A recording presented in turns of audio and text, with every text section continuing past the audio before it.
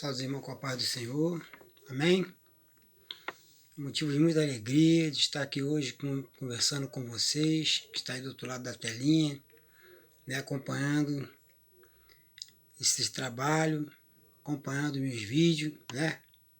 E eu peço para vocês dar um like e compartilhar tudo que for falado aqui e tudo que for digerido aqui nesse ambiente, né?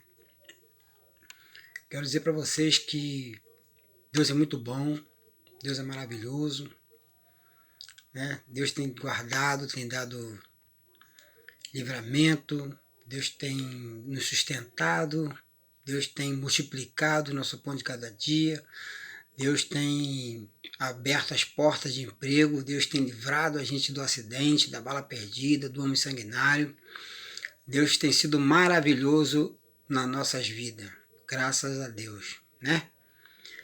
Então, irmão, o que eu quero dizer para vocês é o seguinte, que no meio da tribulação, nos piores momentos das nossas vidas, nós temos que primeira coisa a fazer, nós temos que fazer a primeira coisa é agradecer ao Senhor e engrandecer o nome dele, porque ele é bom e é justo.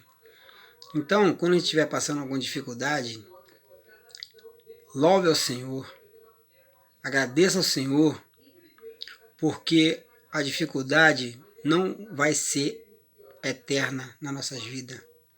Tudo é passageiro. O choro pode durar uma noite, mas a alegria vem ao amanhecer. Então, irmão, nós temos que olhar para o alto, da onde vem o nosso socorro, né? Que o nosso socorro vem de Deus, vem dos céus.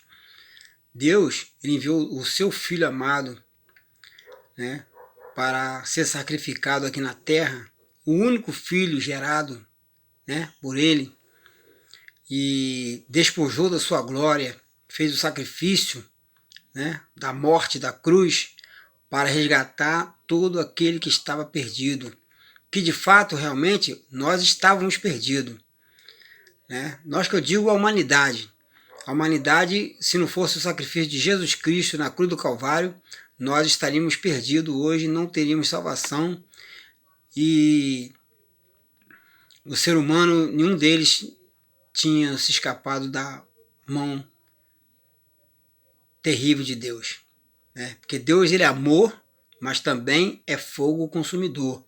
Então, o Filho dele veio aqui para nos resgatar, né? Deus deu a tarefa para ele vir aqui nos resgatar, e ele veio nos resgatar. Nos resgatar do quê? Aí o cara pergunta, né? A pessoa fala, resgatar do quê, Josafá? Eu vou dizer para vocês de que Deus veio nos resgatar. Deus mandou o Filho dele nos resgatar dos nossos próprios erros, entendeu? Das nossas próprias ambições, do nosso egoísmo, da nossa falta de amor, da nossa incompreensão, das nossas palavras maliciosas, das nossas blasfêmias. Tudo isso nós temos dentro de nós, porque foi implantado isso no Jardim do Éden.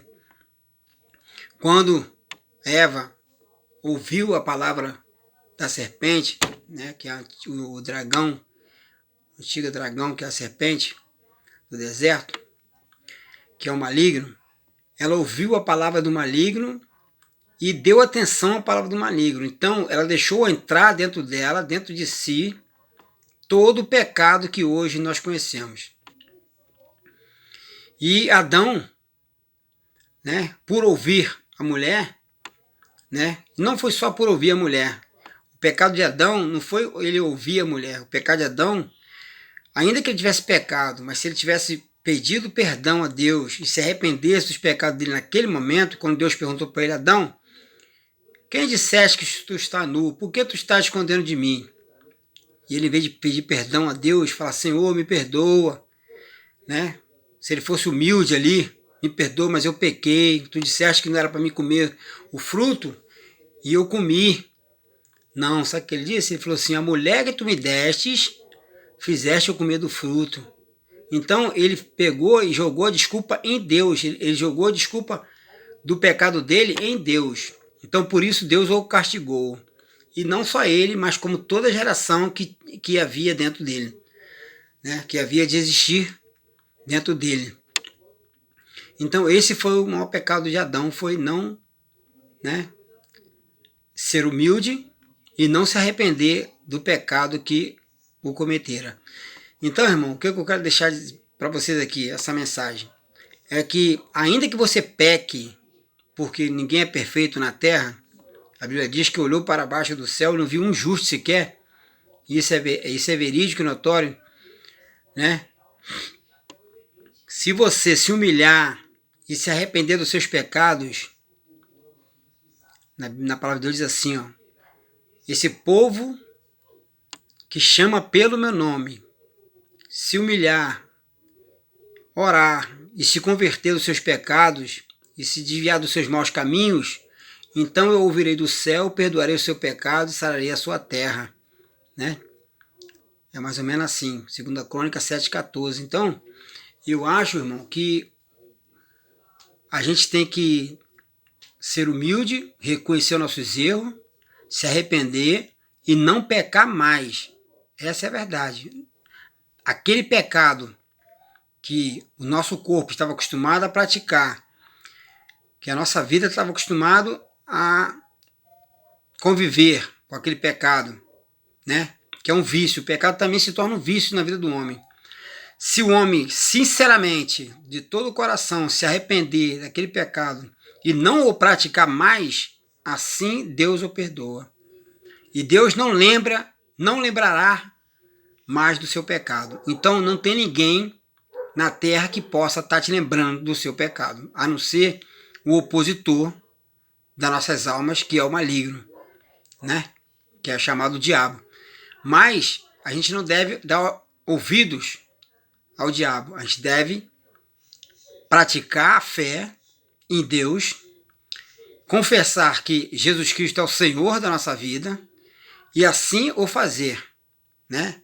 E seguir adiante e não olhar para trás.